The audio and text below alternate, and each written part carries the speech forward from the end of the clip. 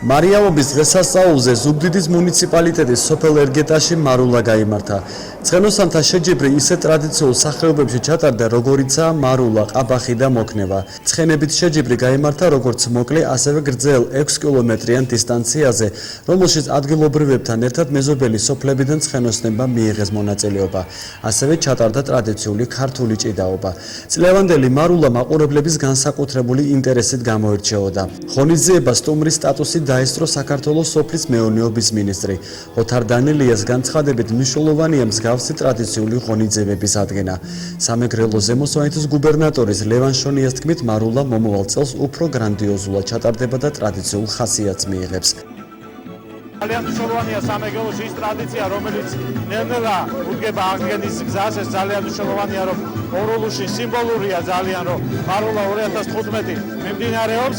მივესალმებით, ნამდვილად მრავალფეროვანი იყო წარმოდგენა, ეს ჯერ კიდევ გრძელდება და მე იმედი მაქვს, რომ მთელ სამეგრელოში და საქართველოში ეს ტრადიცია ძალიან მალე სრულფასოვნად აღდგება.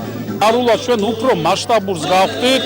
უბრალოდ ახლა დღეს ჩვენ აქ ისეთი ინფრასტრუქტურა არა გვაქვს, სადაც შეიძლება ესე კომფორტულად ვიგრძნოთ თავი, მაგრამ მომავალ წელს პირდებით, რომ უფრო მასშტაბური, უფრო ლამაზი, უფრო მოხერხებულად იქნება ყველაფერი ჩატარებული და შევეცდებით, რომ გვერდზე რაიონები, გვერდზე იმერეთი, გურია, აჭარა და ისინი მოვიპატიჟოთ და რაღაცა სტატუსი მივცეთ ამ მარულას და ტრადიციული გავხადოთ.